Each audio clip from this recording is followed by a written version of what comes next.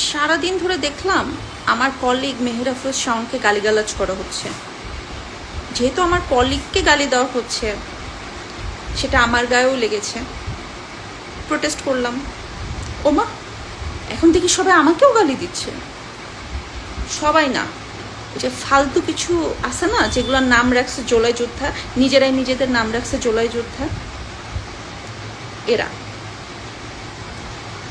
তারপর বসে থাকতে থাকতে হঠাৎ আমার মাথায় আসলো যে বাংলাদেশের রাইট নাও সবচেয়ে ভালো অ্যাক্টরকে শাকিব খান। বাবা, এই শাকিব খানও এত ভালো অভিনয় করে না এই জোলাই যোদ্ধাদের মতন।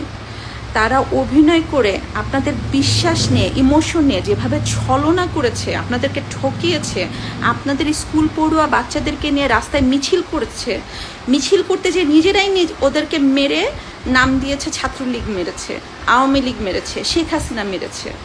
শোনেন, শেখ হাসিনা এই সমস্ত সন্ত্রাসীদেরকে মাটির নিচে চাপা দিয়ে রেখেছিল, তার ভয়ে কেউ মাথা চাড়া দিতে পারে নাই। এখন শেখ হাসিনা নাই, এখন সবাই মাথা চাড়া দিয়ে উঠেছে।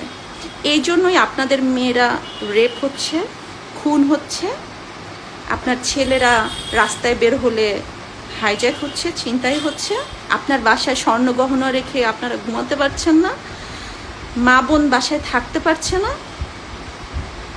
এগুলাই আপনাদের এই বিশ্বাসের ফল।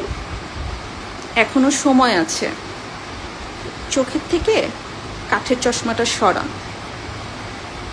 এদেরকে বিতাড়িত করেন। ভালো থাকবেন, এখনো সময় আছে।